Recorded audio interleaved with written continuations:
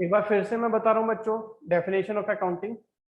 Accounting is basically concerned with the communicating the financial information to the users. अकाउंटिंग किससे related है? Business की information को लोगों तक पहुंचाती है। It is the mode of communication, that's why we can say that accounting is the language of the business. Accounting business की लैंग्वेज है। सेकंड डेफिनेशन जो दी गई है American Institute of Certified Public Accountants के through, accounting is the art of recording, classifying and summarising. Accounting एक art है जिसके थ्रू आप ट्रांजेक्शन्स की रिकॉर्डिंग करते हैं, क्लासिफिकेशन करते हैं, समरी बनाते हैं एक प्रॉपर वे में, and in terms of money. ये जो सभी काम करते हैं, आप रिकॉर्डिंग कर रहे हैं, क्लासिफिकेशन कर रहे हैं, ये सभी होगा मनी की टर्म्स में। और आप रिकॉर्डिंग करते हैं, क्लासिफिकेशन करते हैं किस चीज की? ट्रांजेक्शन्स और इवेंट की। कैसी ट्रांजेक्शन? ट्रांजेक्शन जो भी आप रिकॉर्ड करते हैं they should be at least of financial nature. आप केवल उन्हीं ट्रांजेक्शन्स के बुक्स में रिकॉर्डिंग कर सकते हैं बच्चों जो फाइनेंशियल नेचर की होती हैं। इसके बाद में आप बिजनेस के रिजल्ट्स फाइंड आउट करते हैं और उसको उन लोगों तक पहुंचाते हैं जिसको रिजल्ट की रिक्वायरमेंट है।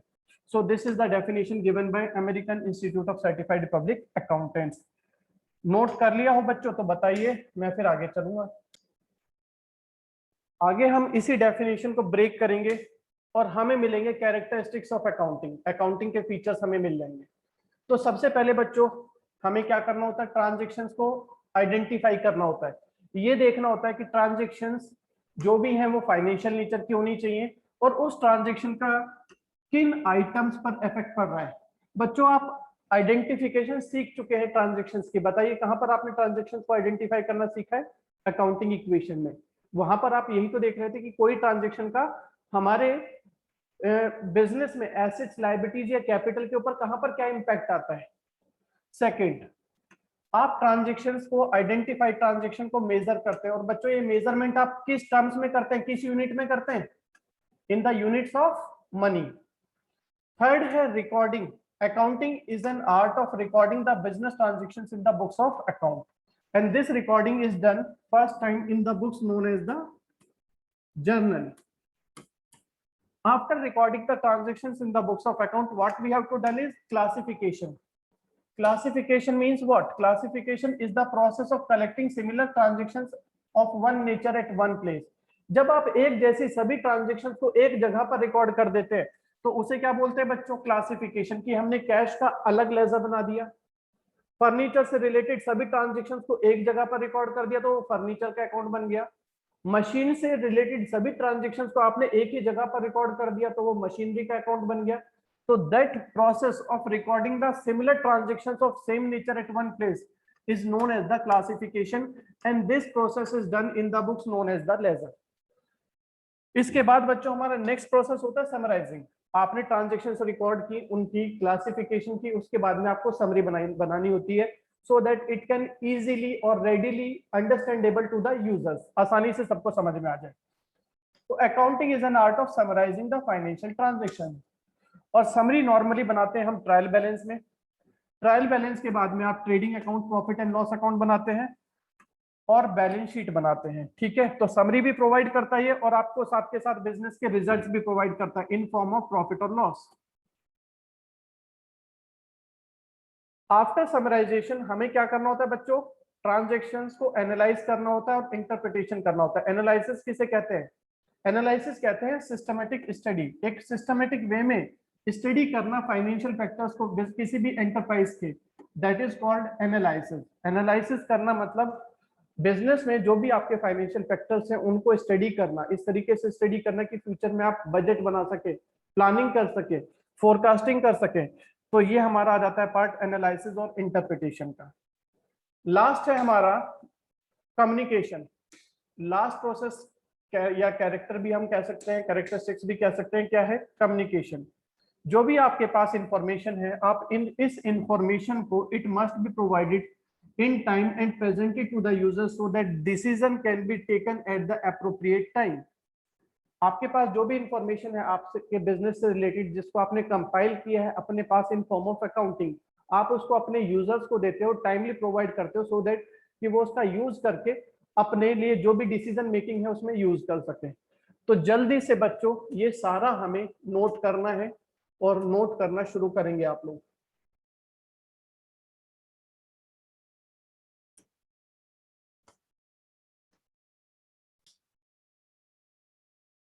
नेक्स्ट हमारा आता है बच्चों, इज अकाउंटिंग ए साइंस और एन आर्ट। तो पहली बात आपको ये समझना होगा कि साइंस किसे कहते हैं और आर्ट किसे कहते हैं। तो आर्ट क्या होती है बच्चों? आर्ट कोई भी हमारी स्पेसिफिक वो नॉलेज होती है जो हमें हमारे ऑब्जेक्टिव्स को अचीव करने में हेल्प करती है, ठीक है।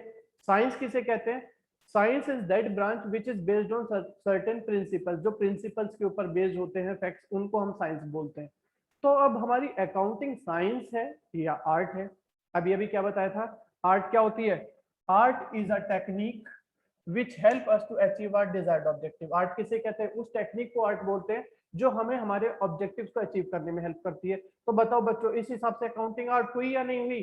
क्योंकि आर्ट के थ्रू भी हम हमारे ऑब्जेक्टिव्स को अचीव करते हैं। कौन से ऑब्जेक्टिव्स को अचीव करते हैं? प्रॉफिट और लॉस फाइंड करना है, बिजनेस की फाइनेंशियल पोजीशन पता लगानी है, हमारे पास क्या एसेट्स है, कितनी संपत्ति है, कितना उधार है, ये सब पता लगाना है। तो ये सब कैसे पता चलेगा? अकाउंटिंग के बेसिस पर। तो अकाउंटिंग हमें हेल्प करती है हमारे डिजायर्ड ऑब्जेक्टिव्स को अचीव करने में। सेम आर्ट है, तो we can say that accounting is an art, ठीक। अब साइंस क्या होती है? इट इज साइंस क्या होती है? Science is based on certain principles, और अकाउंटिंग भी प्रिंसिपल्स के ऊपर बेस्ड है, तो हम कह सकते हैं कि अकाउंटिंग साइंस भी है। तो accounting is a science as well as an art both. याद रखिएगा, अकाउंटिंग दोनों है हमारे लिए, साइंस भी है और आर्ट भी है। एक बार देखिए वापस, accounting is an art as well as science because art is a technique which help us to achieve our desired objectives. It is an art of recording, classifying and summarizing the financial transactions. Clear? And any organized knowledge which is based on certain basic principles is a science. तो science की तरह accounting भी कुछ principles के ऊपर based होती है, तो we can say that accounting is also a science. बात समझ गए बच्चों? पूछेगा कोई, बताओ भाई एसेट है हमारा जो अकाउंटिंग है वो साइंस है या आर्ट है, तो क्या बोलेंगे? It's both science as well as art. जल्दी से नोट करिए, अकाउंटिंग इज अ साइंस और एन आर्ट।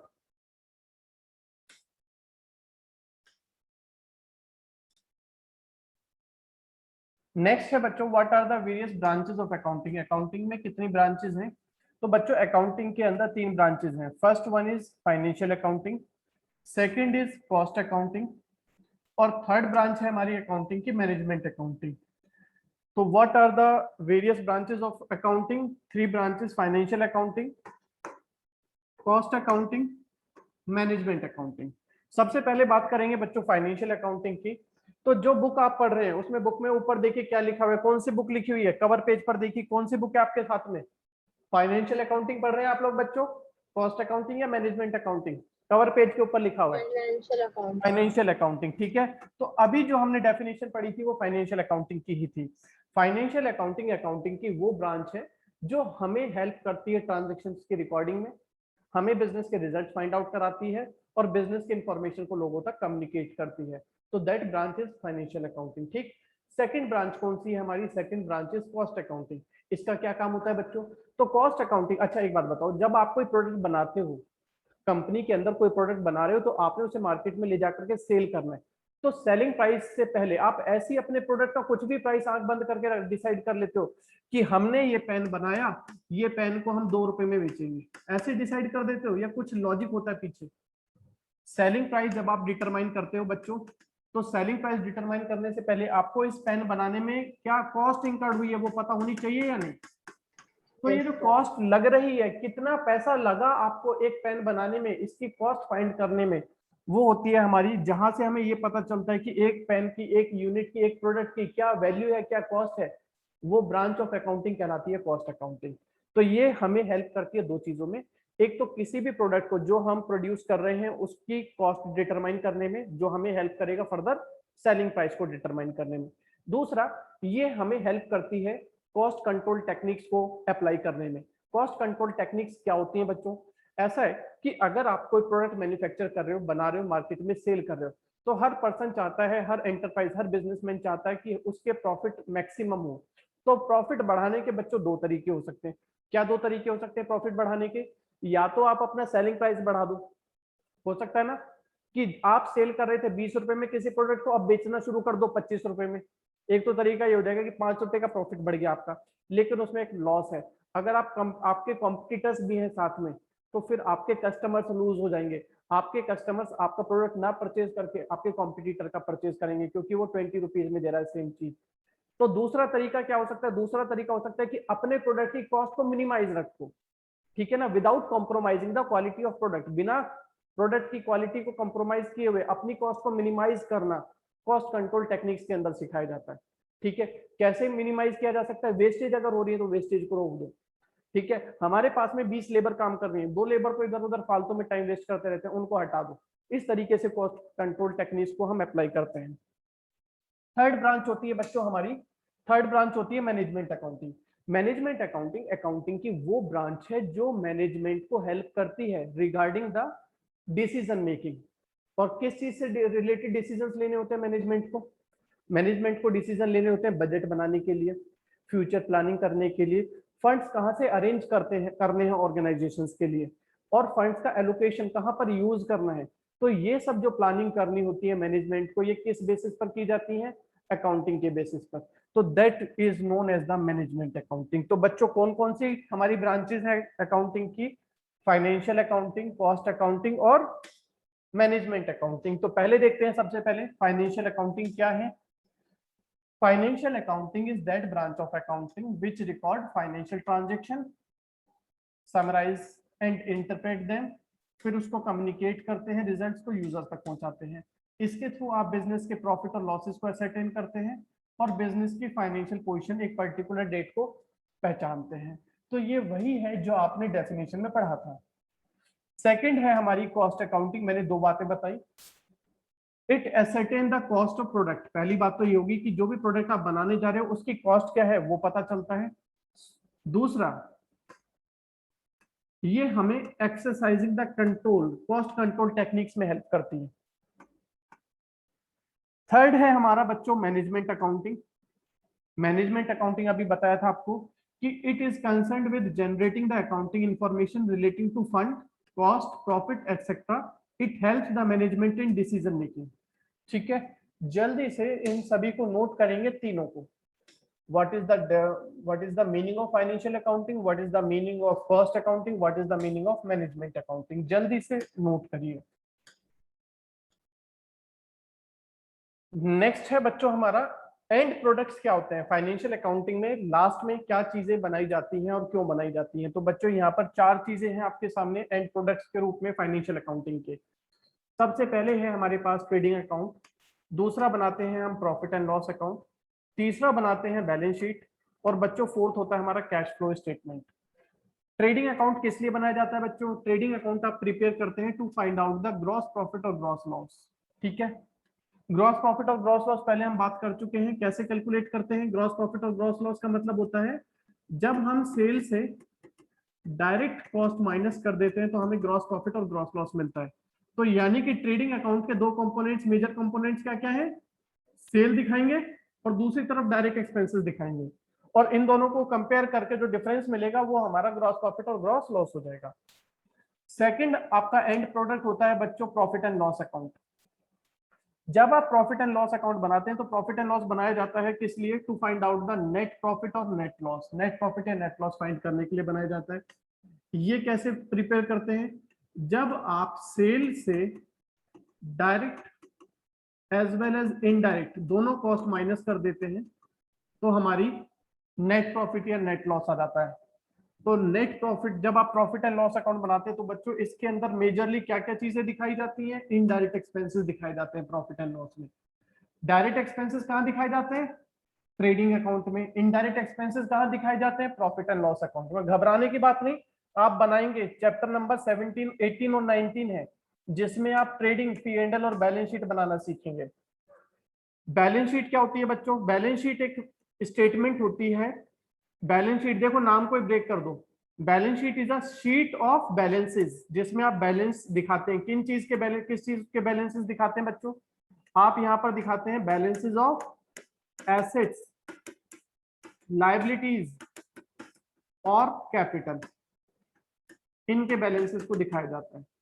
तो किस लिए बनाई जाती है? This is prepared to know the financial position of the business. Financial position आपको कैसे पता चलती है? जब आप अपने एसेट्स को अपनी लायबिलिटीज के साथ कंपेयर करते हो तो हमें बिजनेस की फाइनेंशियल पोजीशन पता चलती है। और बैलेंस शीट के अंदर ये दोनों चीजें होती हैं, तो हम बैलेंस शीट से फाइनेंशियल पोजीशन को एसरटेन कर सकते हैं। नेक्स्ट बनाया जाता है बच्चों कैश फ्लो स्टेटमेंट। नाम से पता चल रहा है एक ऐसी स्टेटमेंट जो शो करती है किस चीज को, फ्लो को। फ्लो दो तरह का हो सकता है, फ्लो दो तरह का हो सकता है। कैसा बच्चों, इनफ्लो और आउटफ्लो, मतलब आना और जाना, कम्स इन और गोज आउट। ठीक है, किस चीज के फ्लो को शो करते हैं, कैश के फ्लो को शो करते हैं। तो एक ऐसी स्टेटमेंट जिससे पता चलता है कैश कहां से आ रहा है, कैश कहां जा रहा है, that statement is known as the cash flow statement. So it is a statement which shows the inflow and outflow of cash for proper cash planning. Note कर लिया बच्चों तो हम आगे चलेंगे, नहीं किया तो नोट कर लीजिए। Next, what is the difference between book keeping and accounting. Book keeping क्या है और अकाउंटिंग क्या है। बच्चों थोड़ी देर पहले हम बात कर रहे थे कि अकाउंटिंग का प्रोसेस मैंने आपको बताया था स्टार्टिंग में। अकाउंटिंग का प्रोसेस क्या था कि सबसे पहले हमारा क्या होता है, कोई भी ट्रांजेक्शन होता है या फिर इवेंट होता है, आप क्या करते हो, इनको आइडेंटिफाई करते हैं,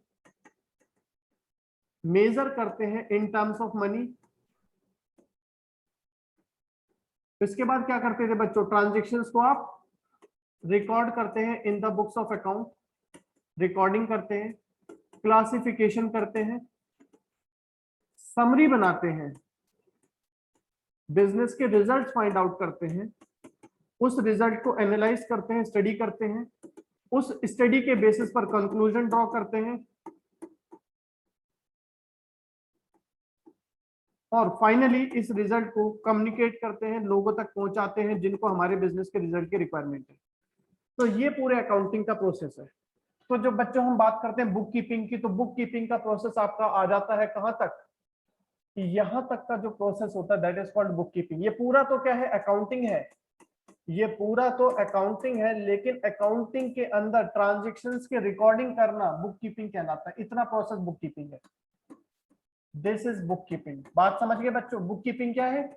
सो we can say that book keeping is a part of accounting, accounting is whole और बुक कीपिंग इसका पार्ट है। सिर्फ यहां तक का प्रोसेस बुक कीपिंग कहलाता है। चलिए अब देखते हैं बुक कीपिंग और अकाउंटिंग में क्या डिफरेंस है आपका। सबसे पहले अभी मैंने बताया था book keeping is concerned with identifying the financial transaction, उसको मेजर करना, मनी की टर्म्स में रिकॉर्ड करना और क्लासिफिकेशन करना। ये सभी किसके अंदर आता है, बुक कीपिंग के अंदर। जबकि अकाउंटिंग उससे आगे का पार्ट होता है। Accounting is concerned with summarising the recorded transaction, business के रिजल्ट फाइंड आउट करना, उसको इंटरप्रेट करना और बिजनेस के रिजल्ट्स को कम्युनिकेट करना, लोगों तक पहुंचाना अकाउंटिंग कहलाता है। कोई डाउट बच्चों। सेकंड बच्चों बताओ, बुक कीपिंग फर्स्ट स्टेज क्या है, बुक कीपिंग है या अकाउंटिंग है।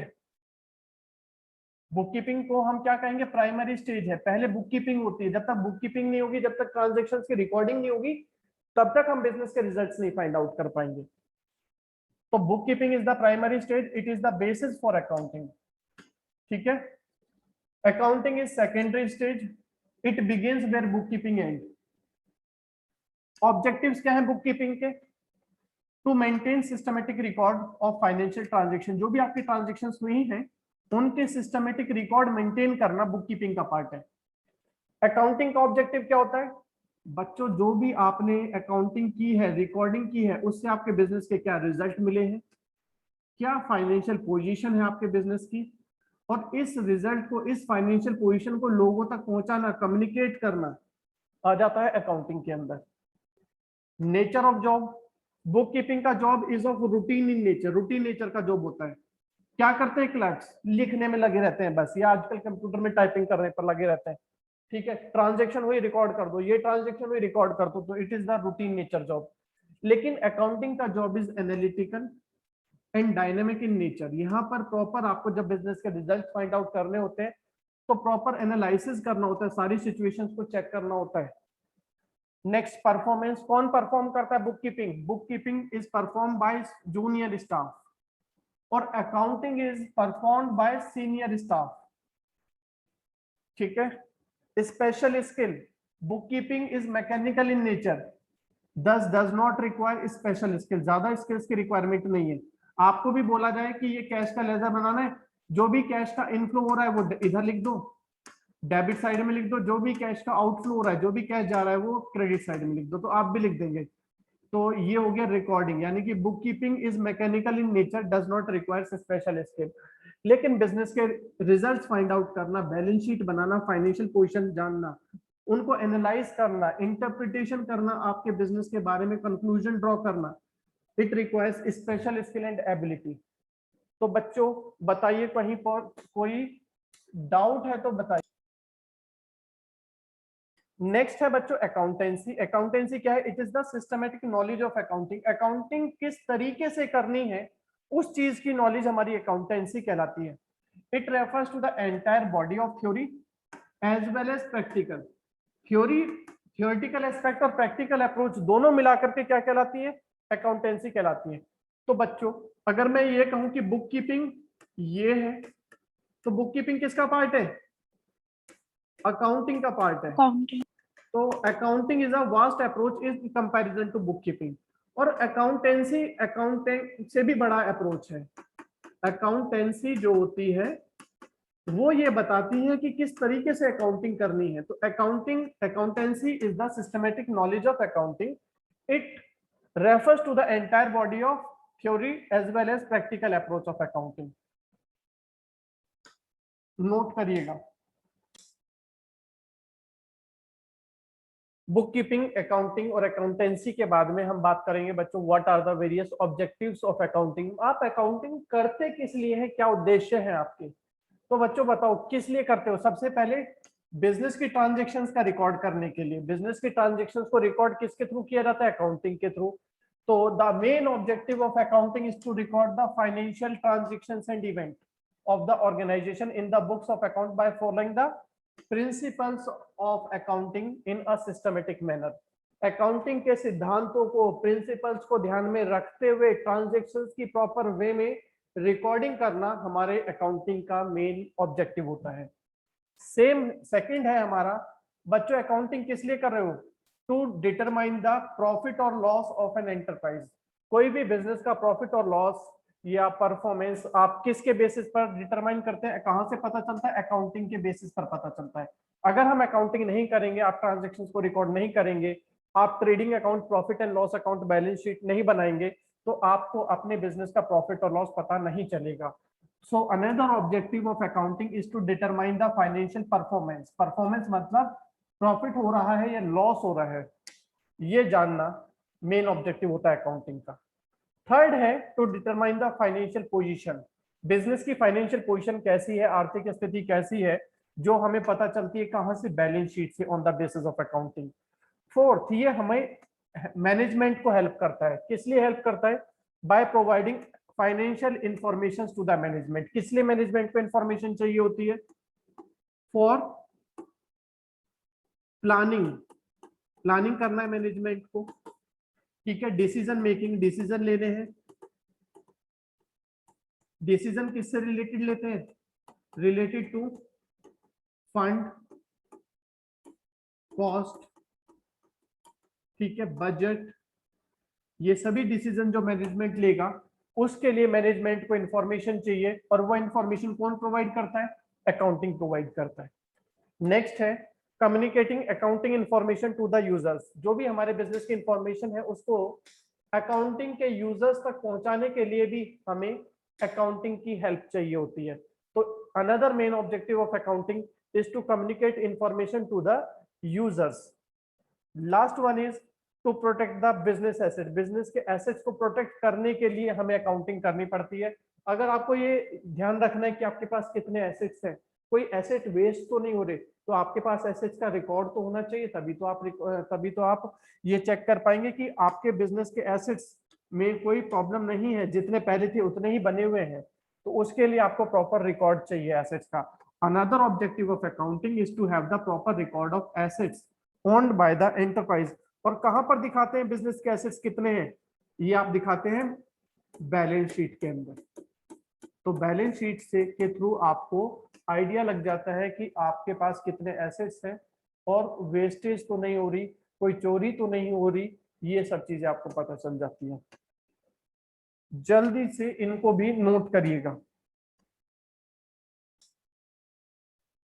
नेक्स्ट है बच्चों हमारा what are the functions of accounting. तो ऑब्जेक्टिव और फंक्शंस काफी मिलते जुलते हैं, इसलिए ध्यान से देखिएगा। ऑब्जेक्टिव, फंक्शंस और एडवांटेजेस काफी मिलते जुलते हैं, वही कई बार रिपीट हो जाएंगे।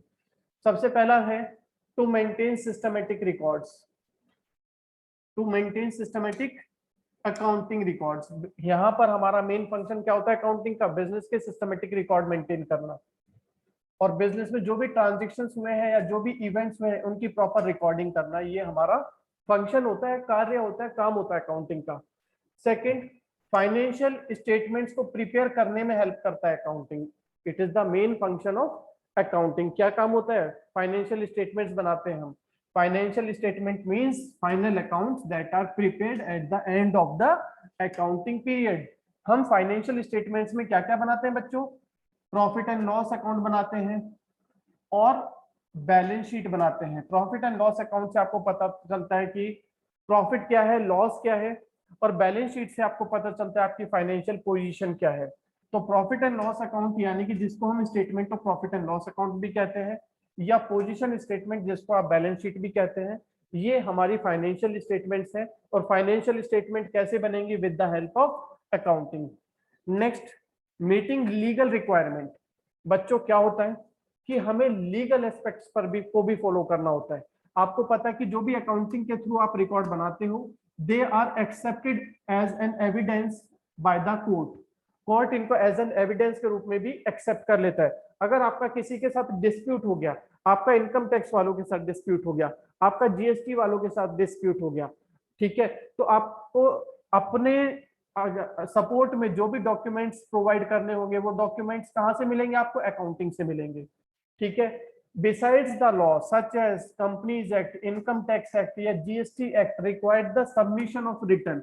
जीएसटी का रिटर्न आपको पता है हर महीने फाइल करना होता है, तो वो जीएसटी का रिटर्न आप ऐसे फाइल कर देंगे बिना सोचे समझे, हाँ जी इतना टैक्स दे रहे हैं हम, बताओ बच्चों, या किस बेसिस पर प्रोवाइड करेंगे, अपनी अकाउंटिंग के बेसिस पर। अकाउंटिंग से ही तो पता चलेगा कितनी सेल्स की है आपने, और जितनी सेल्स की है उसका आप 18% है, 12% है या 5% है, जो भी रेट है टैक्स का, वो रेट गवर्नमेंट को डिपॉजिट कराएंगे। And as per the period prescribed by the law, और जितना जिस पीरियड में आपको प्रेस्क्राइब करता है लॉ, कानून कहता है कि इतने दिन के अंदर आपको ये रिटर्न फाइल करना है, तो उस पीरियड में आपको रिटर्न फाइल करना होता है। तो meeting legal requirement is the main function of accounting. Next है कम्युनिकेटिंग द फाइनेंशियल डाटा। ये तो बात बार बार हो चुकी है पहले भी, कि another function of accounting is to communicate the financial data to the users. इससे पहले भी हमने पढ़ा था, assistance to the management. Accounting help करता है मैनेजमेंट को to provide required information for their decision making. Note करिए इसको।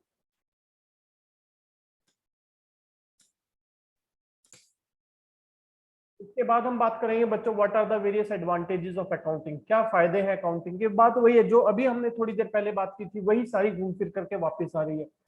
आप फाइनेंशियल इंफॉर्मेशन जानते हैं बिजनेस के बारे में थ्रू अकाउंटिंग। तो accounting shows the financial performance during the accounting period. इससे पता चलता है प्रॉफिट और लॉस क्या है, फाइनेंशियल पोजीशन क्या है बिजनेस के एंड में, ठीक है, थ्रू द अकाउंटिंग। सेकंड, ये हेल्प करता है मैनेजमेंट को regarding the decisions for business plan, taking decisions and exercising control over the affairs on the basis of accounting information.